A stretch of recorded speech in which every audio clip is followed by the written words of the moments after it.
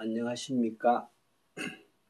자, 오늘은 한글 궁체 2단계 두 번째 수업으로 이제까지 제 1단계에서 한글에 있어서 자음과 모음의 기본적인 구조에 대해서 알아보았고, 지난 시간에는 한글 고체가 한글 궁체로 변하는 과정에 있어서의 어떤 원칙, 원리를 알아봤습니다. 우리가 글씨를 공부를 하는 데 있어서는 크게 봐서 4단계의 과정을 거친다고 볼 수 있어요. 그것은 제일 먼저 뭐냐면은 한자도 마찬가지입니다. 서예 공부에 있어서 제일 중요한 것은 기본적인 필액 그 자체입니다. 획질이라고 할 수 있습니다. 필액을 운필에 기준한 획질, 필액이 1번이고요. 그 다음에 그것이 되고 나면은 문자의 단위 요소이죠. 한글로 치면은 자음과 모음이 되겠고, 한자로 치면은 부수가 되겠습니다. 기본적인 요소를 공부를 하는 거죠. 기본 요소를 공부를 하는 것입니다. 지금 우리가 한글 궁체에서 공부한 것은 자음과 모음을 공부를 한 것까지 1단계에서 공부를 했죠. 자, 지금부터는 뭐냐면 세 번째 단계로 이 자음과 모음이 서로 모아져서 하나의 글자를 만드는 것입니다. 이것을 뭐냐 하면은 결자라 그래요. 결자. 글자의 짜임새라고 볼 수가 있습니다. 그리고 낱글자가 짜여지고 난 다음에는 많은 글자들을 쓰고 나면은 전체적인 조화가 있죠.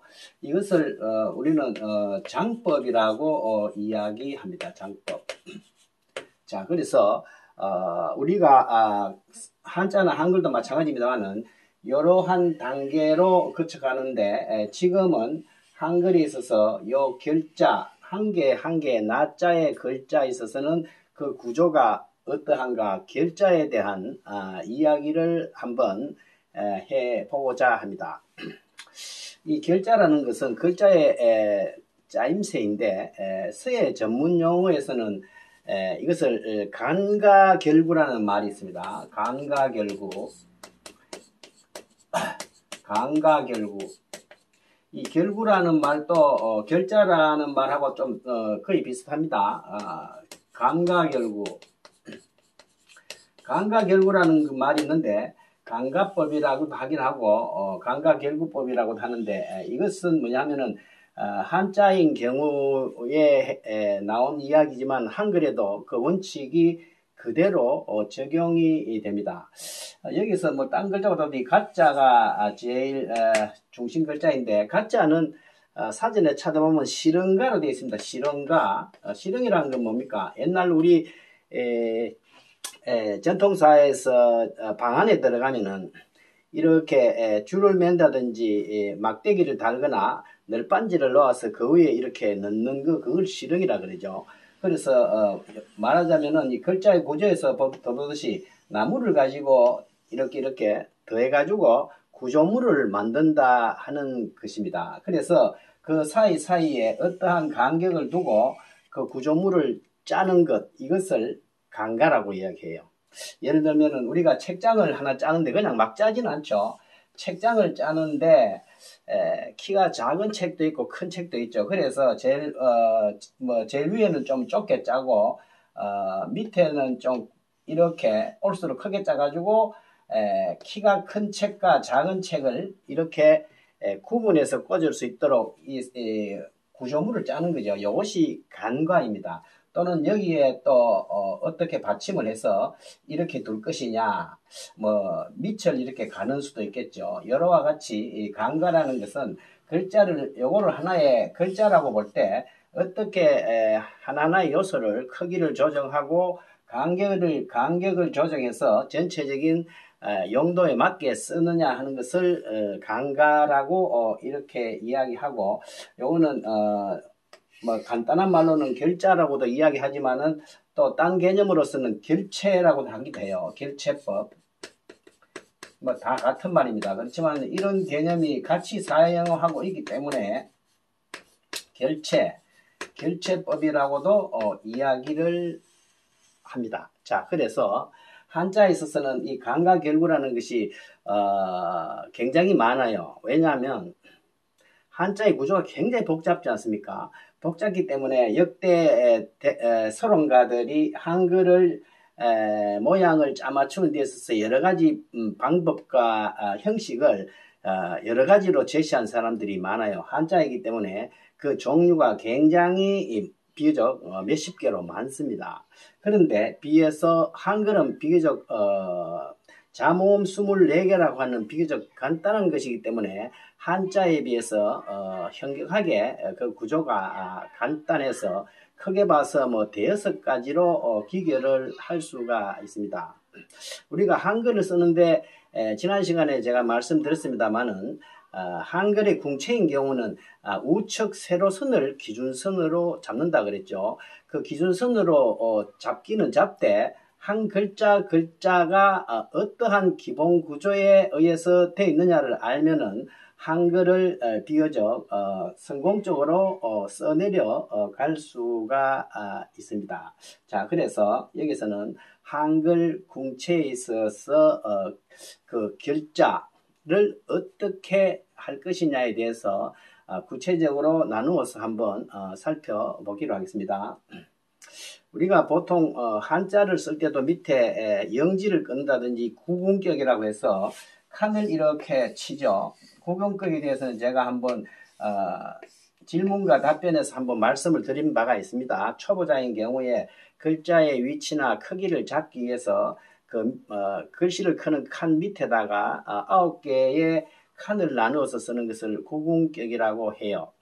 자, 그래서 한글에 있어서도 마찬가지로 이 구궁격을 이용을 하면은 비교적 한글 구조에 대해서 쉽게 이해를 할 수 있기 때문에 일단 이 기본적인 이 한글 결자에 있어서는 이 구궁격을 중심으로 해서 한글 궁체의 구조를 한번 살펴보기로 하겠습니다. 자, 그러면 한글의 구조라는 것은요, 크게 봐서 몇 가지가 안 돼요. 영어는 아리우로 없이 옆으로 쫙 써내려가죠. 그런데 한자는 위에서 아래로 쓰고 좌에서 우리로 쓰고 좌로 갔다 우로 갔다 위로 갔다 아래 갔다 굉장히 복잡습니다. 그런데 비해서 한글은 조금 한자보다는 간단해서 원칙이 조금은 간단하죠. 그 대표적으로 볼 때 한글은 초성과 중성으로 글자가 되는 경우가 있습니다. 초성은 자음이 되고 중성은 모음이 되는 거죠. 예를 들면은 초성이 기역이고 중성이 아로 되는 경우죠. 이렇게 자음과 모음으로 이루어지면서 자음과 모음이 우측으로 이동하는 경우, 말하자면은 글자의 구조가 좌와 우로 되는 경우가 있죠. 이렇게. 이것이 가장 기본적인 요소 중에 하나입니다. 뭐 여기에 자음은 무엇이 오든지 간에 이쪽에는 아가 올 수도 있고 야가 올 수도 있고 어가 올 수도 있고 여가 올 수도 있겠죠. 그래서 아야 어여가 우측에 수반되는 초성과 중성이 결합된 이러한 좌우 형식의 배열의 글씨가 있습니다. 이런 경우는 구궁격에 있어서 자, 이렇게 구궁격에 있으면요, 어떻게 배치를 하느냐는 거죠. 이 구궁격에 있어서 한글 내리꺾기 기준선이 되는 내리꺾기는 요 선을 기준으로 하면 쉽습니다. 요 선을 내리꺾기 기준선으로 일단 두고요. 자, 가짜인 경우에 이거 어떻게 하느냐 하는 것입니다. 가짜의 경우는 모음은 길이가 전체적으로 살아있는데 자음이 작아진다고 그랬죠. 제가 지난 시간에. 그래서 기역이 한글 고체에서는 이렇게 길었지만은 궁체에서는 이것이 전체적으로 상당히 50% 이하로 작아집니다. 그래서 기역이 여기에 기역자가 붙는데 상당히 작아졌죠. 3분의 1 정도로 작아지면서 기역인 경우는 약간 각도가 45도 틀어져서 이렇게 붙는다는 것입니다. 요 기역자인 경우는 이렇습니다. 자, 요렇게 돼 가지고 아가 요렇게 붙어 가지고 기본 구조가 되죠. 이 아 외에 아야 어여 이 네 가지가 여기에 붙게 되면은 이쪽에 자음이 무엇이 오더라도 기본적인 구조를 가지고 있는 것이어서 대체로 이런 구조의 아야 어여는 전체적으로 볼 때 보조선을 끄면 이쪽 중앙선이 있죠. 여기하고 여기하고 이렇게 끄면 요 글자의 구조에 요 삼각형의 구조에 들어가게 되어 있습니다. 요 우측에 나오는 것은 점액인 경우는 일단 관여하지 않고 요런 삼각형 구조에 들어간다 이렇게 보면 되겠습니다. 요건 기역인 경우에도 그렇지만 여기가 뭐 이형이 오든지 리얼이 오든지 무엇이 오든지 간에 다 이 범위에서 써주면은, 그리고 위치 중에서도 이 옆줄선인 이 선의 중앙에다가 써주면은 어지간히 전체적인 조화를 가지게 된다 하는 것입니다. 그리고 두 번째는 글자가 초성과 중성만으로 된 것 중에 글자가 상하로 된 게 있죠. 이렇게 예를 들면 고 또는 구 같은 경우입니다. 말하자면 위에 자음이 오고 밑에 오요가 오는 경우입니다. 오요, 고자 또는 교자와 같이 오요가 오는 경우가 있죠. 이런 경우는 어떠냐 하면은 사각형에서요, 구궁격에서 대체로 여기에 자음이 상단에 오고 아래 여기에 오 또는 요가 오게 돼 있어요. 그래서 대체적으로 보면은 이번에는 전체적으로 여기에서 이쪽으로 해서 이런 삼각형의 범위 내에 들어오게 되어 있습니다.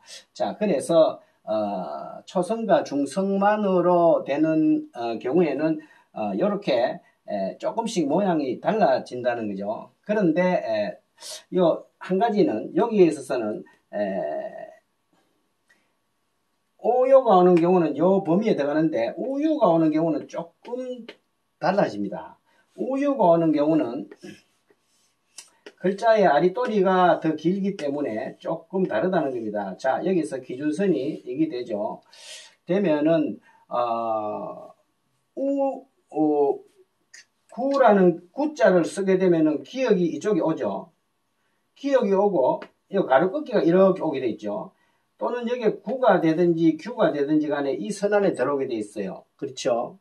그래서 이 전체적으로 보면은 자음 밑에 오요가 올 때는 전체적으로 이러한 구조를 띠게 되어 있습니다. 마른 목골에 이 구조 안에 써넣으면 전체적으로 조화를 이룬다 하는 것입니다. 그래서 초성과 중성이 되는 경우에는 좌우와 상하 또는 몸의 성격에 따라서 이러한 삼각형이나 이러한 바른 삼각형 또는 이러한 정마른 목골의 구조에 들어간다 이렇게 생각하시면 글자를 비교적 용이하게 써갈 수가 있습니다.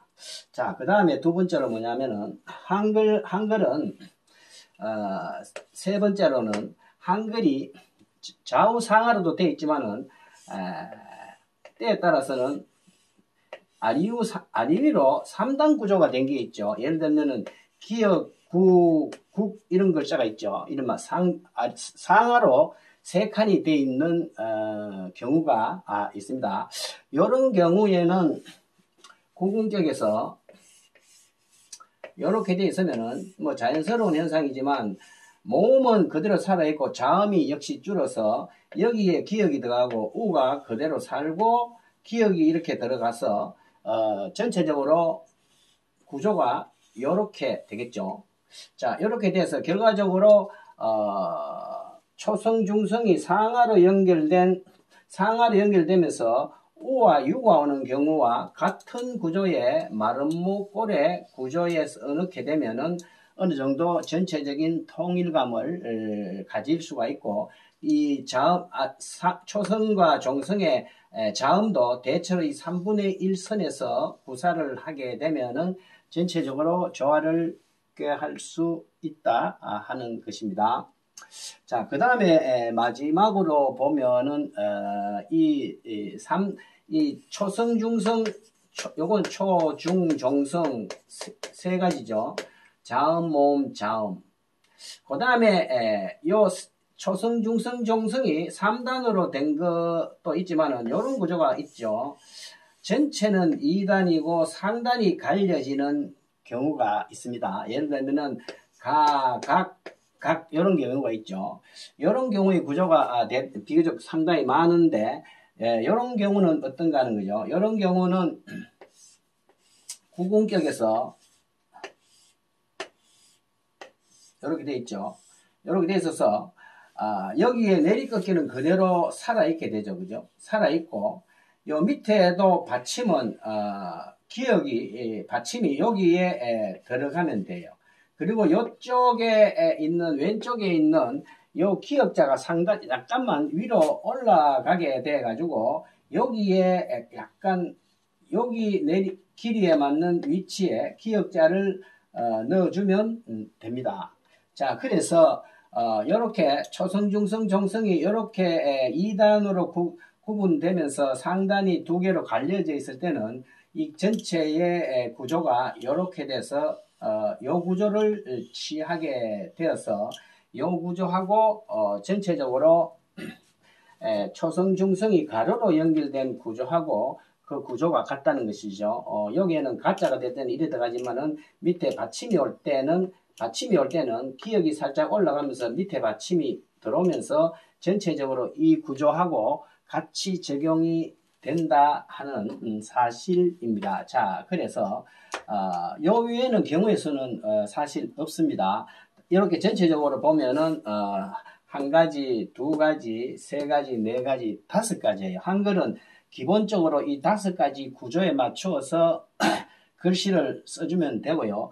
여기서 한 가지 더 조금 세부적으로 복잡하게 들어가는 것은 우리는 자음과 모음에 있어서 지금은 제가 자음과 모음을 헛자음, 혼모음을 기준으로 했습니다. 그런데 자음이 겹자음이 들어가는 수가 있고 겹모음이 나오는 수가 있죠. 겹모음이 나오고 겹자음과 겹모음이 겹치는 경우가 또 있어서 조금 복잡해지는 것은 있습니다만은 원칙은 이 틀에서 그대로 나오게 됩니다. 하나의 예를 들어볼까요? 우리가 불자를 한번 생각해보요. 불자는 전체적으로 이 구조에 들어가죠. 그래서 전체적으로 불자를 이렇게 쓰면 되죠. 여기에 비읍이 들어가고 이렇게 해서 여기에 리을을 써주면 불이 되지 않습니까? 그런데 만약에 이것이 위에 있는 비읍이 겹자음, 말하자면 뿔이라고 하면은 뿔이 되는 경우는 어떻게 됩니까? 이게 두 개가 겹치니까 어떻게 됩니까? 이쪽이 조금 더 복잡해지겠죠. 굳이 이 안에다 두 개를 다 쓰면은 복잡해집니다. 그렇게 이런 경우에는 겹자음이 들어가는 경우에는 약간씩 할애를 해서 비읍을 보기 싫지 않게 간격을 조정해서 이 범위가 조금 늘어난다 하는 것입니다. 그리고 또 어떤 것이 있느냐 하면은 이 구조가 있습니다. 자, 이런 구조를 한번 볼까요? 자, 끌어안는다 할 때 이런 거 있죠. 이것은 원칙적으로 3단 구조입니다. 3단 구조, 그죠? 3단 구조에 예를 들면 굴자 같은 구조인데 위에가 겹자음, 밑에가 겹자음이 됐죠. 그래서 위에가 반반 갈라지는 거죠, 그죠? 그래서 여기에는 우가 들어가고 여기는 이렇다 해서 기역이 이렇게 들어가는 것이 아니고 중앙으로 한자처럼 굴자에 비해서는 조금 기역이 폭이 좁아진다는 거죠. 그래서 약간 두 개가 겹치면서 굴자보다는 단기역보다는 조금 넓이가 늘어나는 것이죠. 그 다음 밑에 있는 것도 리을과 히읗을 두 개를 넣는데 완전히 꽉 차게 넣지 않고 조금씩 좁게 해서 전체적으로는 이러한 구조를 띠고 있다는 거죠. 그래서 한글은 굉장히 복잡한 글씨도 많지만 전체적으로 이 구조를 지금 제시한 5가지의 구조에 들어간다고 볼 수가 있습니다. 자, 마지막으로 한 가지 더 최고 복잡한 구조를 한번 볼까요? 이런 글자가 있죠, 한글에. 꿰, 그죠?